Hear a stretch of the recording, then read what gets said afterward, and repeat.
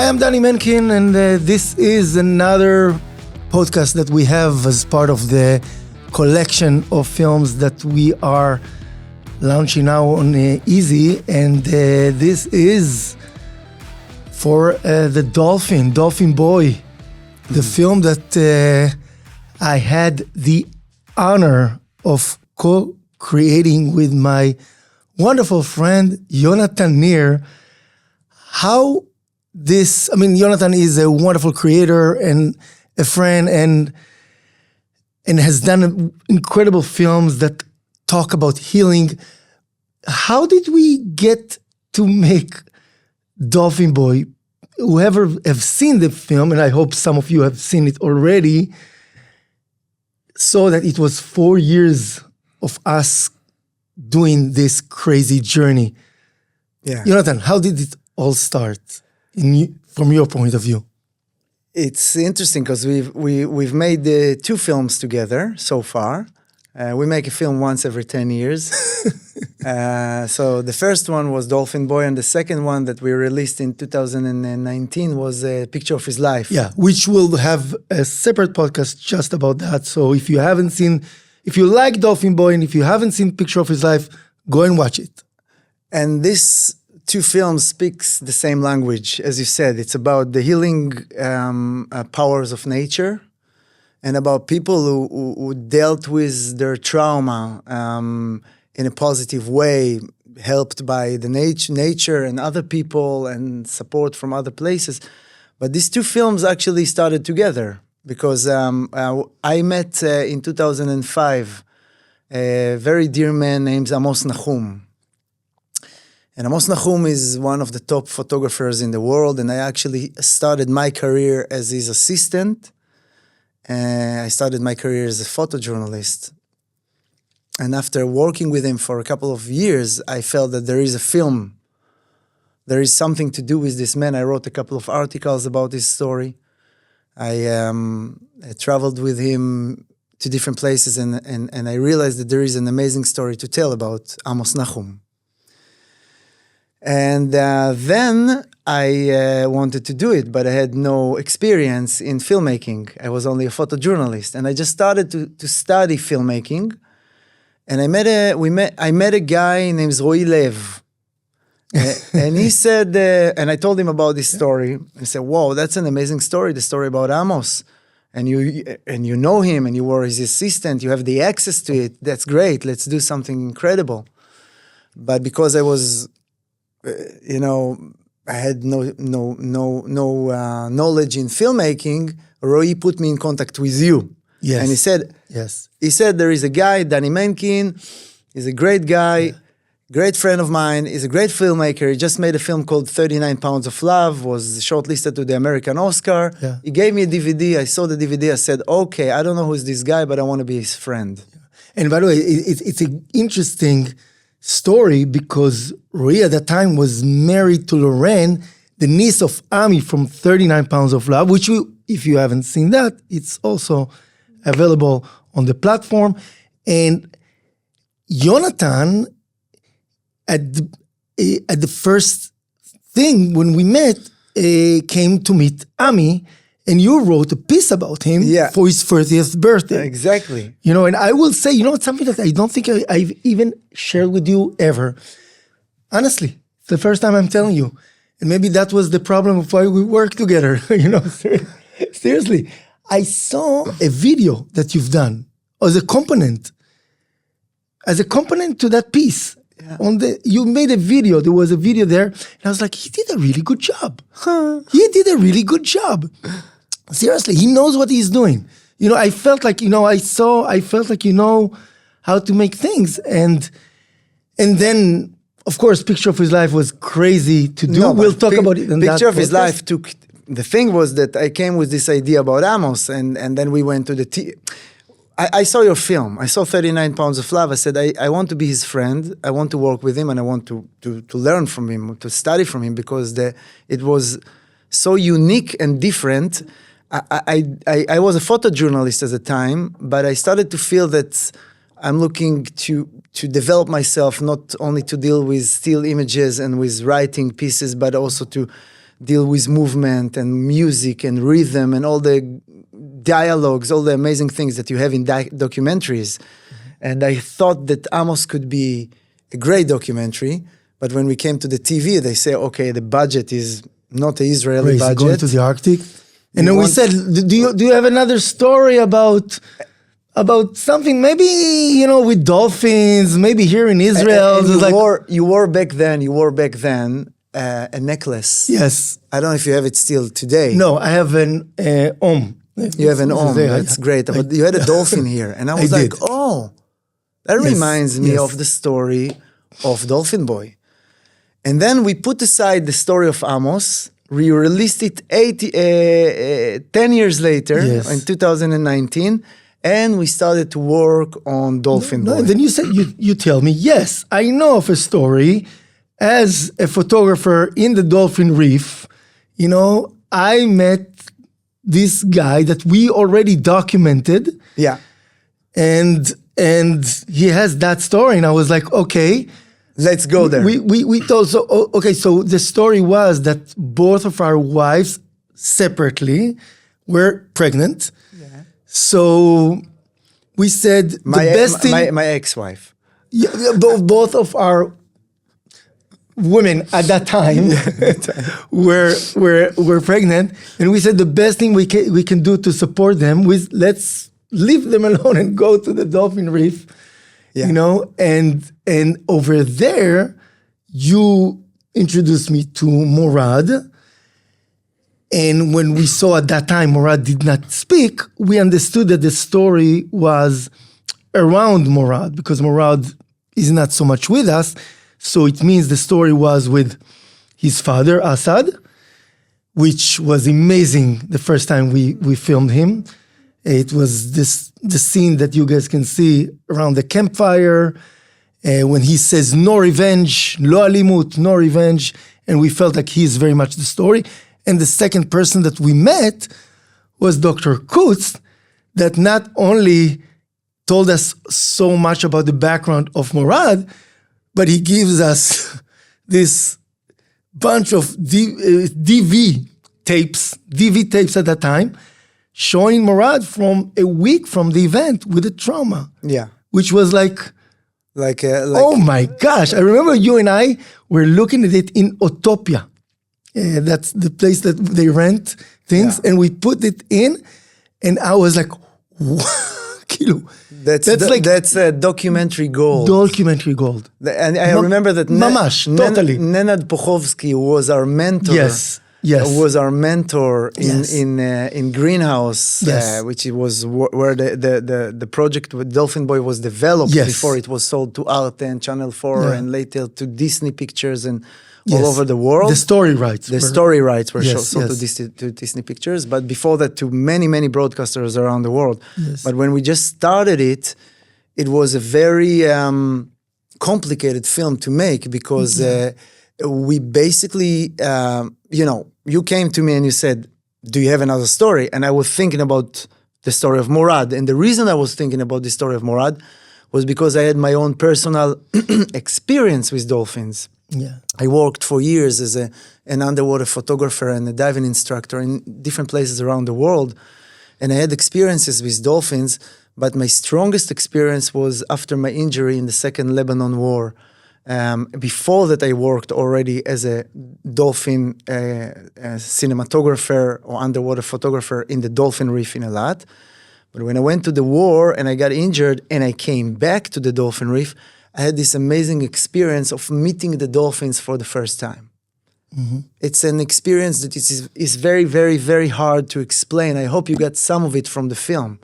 But this is the essence of what I felt, like you're going into the water totally depressed, and then these animals come from another world to you, and they look so beautiful. The mammals, they're like feeling, they're sensing. They're huge, okay? Underwater, everything looks bigger than above water because of some optical distorted.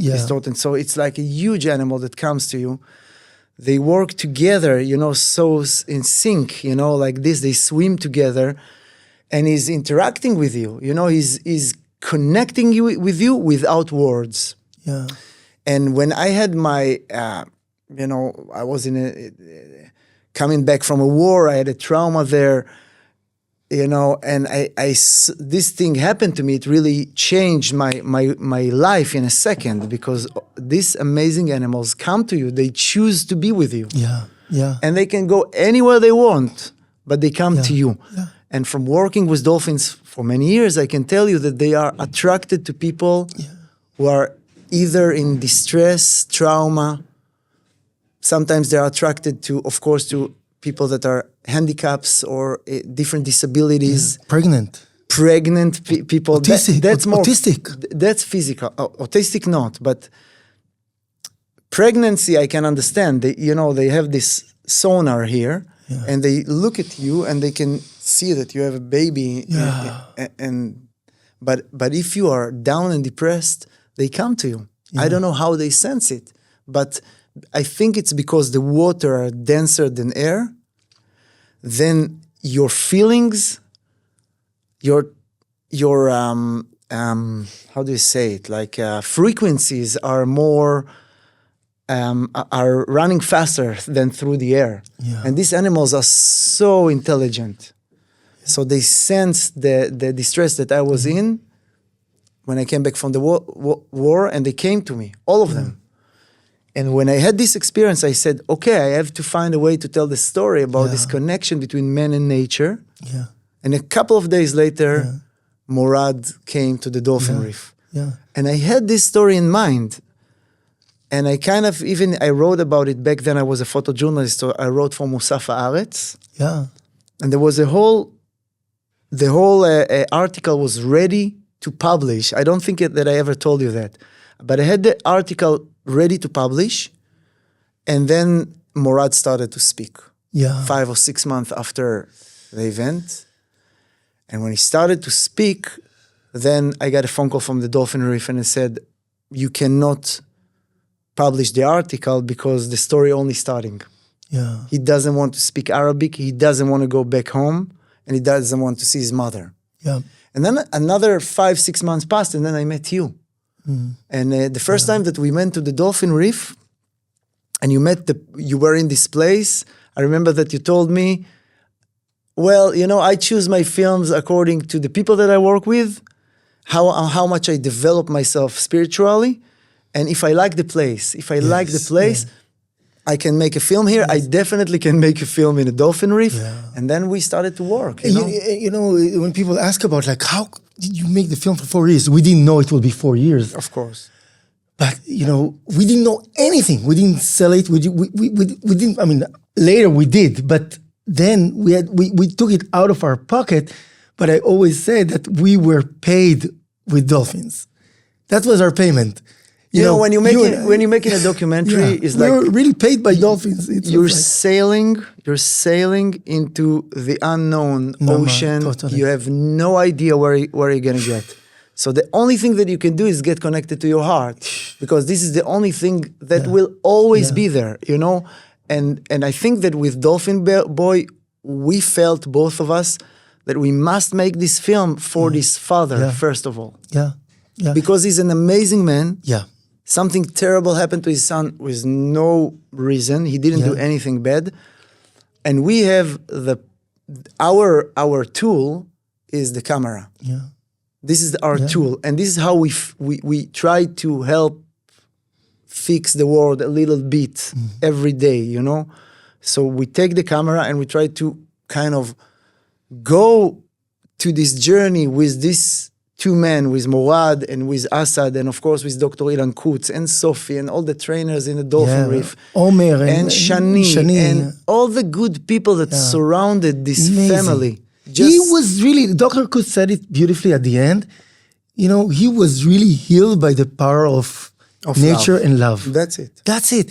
And it was also something that we will talk about it. And again, if you haven't seen Picture of His Life, and you like Dolphin Boy, please go and watch it now, because it is that's even a crazier story. It's really the healing power of nature, and maybe with the time that we have now, we can talk about the healing power of nature as you are dealing with your work, and also as somebody that faced trauma from the war in Lebanon, from serving in the IDF, how you saw film as a tool for healing. And I know you have even done a whole speech about it for TEDx, and it's something that you're very much an expert in that. I will just say, for me, I felt the making the film, and it's true for now as well, has a healing power for me as a creator. Because when I come, I know we always say it will be part of the therapy for Morad, but I selfishly, it was healing for me, and I think in some way for us. It's very easy to explain why. Yes. It's very easy to explain why.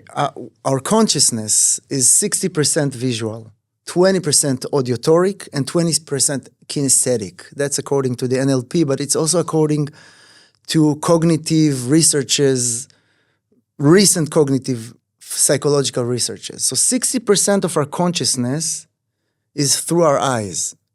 Now, when you sit in an editing room, what you do is basically you create an audiovisual narrative from audiovisual materials that you collect, and you build a narrative, you build a story. Now, this story is becoming the memory of your protagonist. That's also the responsibility that we have. Because if we make the wrong film, if we edit without understanding the mechanism of post-trauma, for example, understanding what is post-trauma, what can we do or what we can't do with people that experienced trauma and experience symptoms of PTSD like Morad. You know, when you hold a camera, you're holding a prisma between you and reality. And then you have the freedom of choice to decide how you want to frame or reframe reality, where you want to focus, what kind of perspective or composition you want to tell your story. We're all storytellers. We don't have to be filmmakers. We're all storytellers. We tell stories about the reality. Today we live in a very unique day and age. It's the age of audiovisual storytelling. Yeah.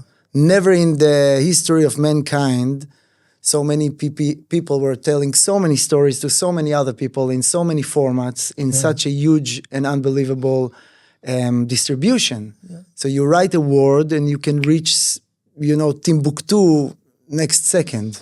Yeah. And I remember even towards the end, Dr. Kutz, when we had our premiere in Jerusalem Film Festival, really wanted Morad to be there to watch the film. And Morad was always, many times we went to Eilat and nothing happened, or Morad didn't want to talk to us. Of course, and then we can talk about like the reaction of Morad to suddenly seeing himself towards maybe seeing his story from another angle. If you have a prisma between you and the world and the so-called reality, and you create your own inner reality with the camera, okay? The story that we told about Morad and Asad is not the exact 5 years that we spent with them. We had good times, better times, we had sad times. We created this story, Dolphin Boy, together, which became the narrative and the memory of Morad. In Morad's case, it was even more responsibility because some of his memory was deleted. Or I wouldn't say deleted, but he pushed it away so strongly. Dissociated.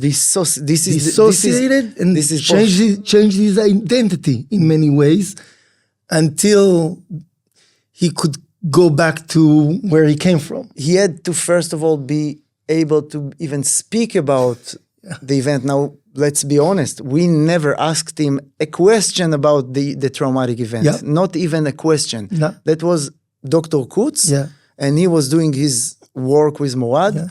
And what we tried to focus on was on post-traumatic growth, which is how you can take this pain, anger, and transform it into something positive. I remember that day that we went to the mountain with him, and he was supposed to shout and that, but he didn't really shout. It was really hard for him to do it in front of the camera because he used to go in the morning and just like.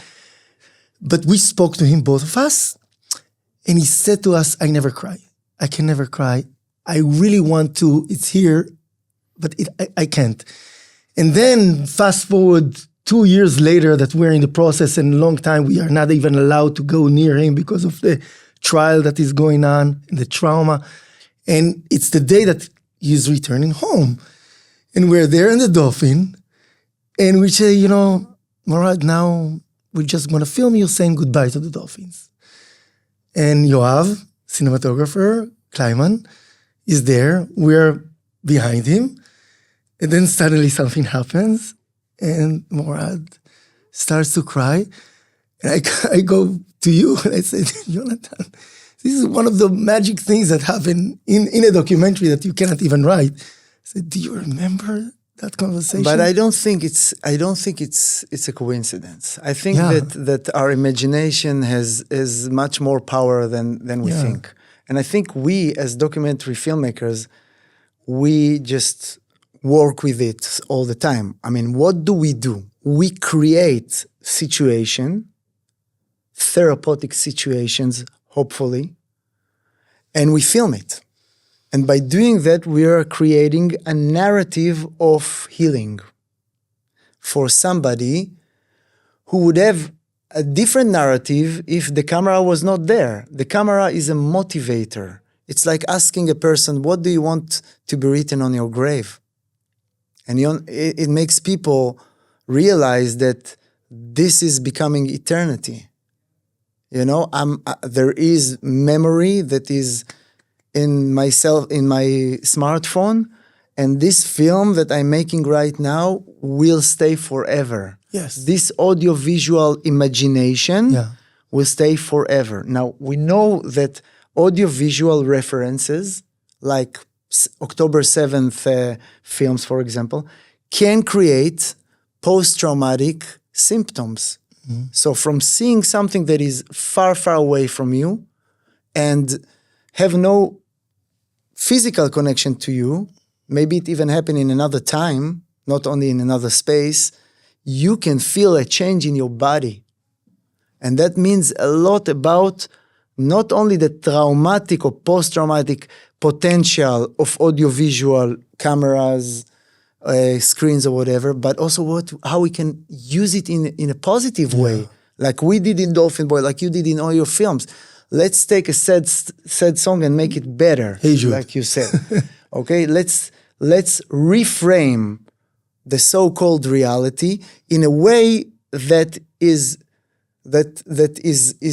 better for us to see more hope in our life, to see more better relationship between people. This is a process that you can do in a camera, and then it becomes a memory.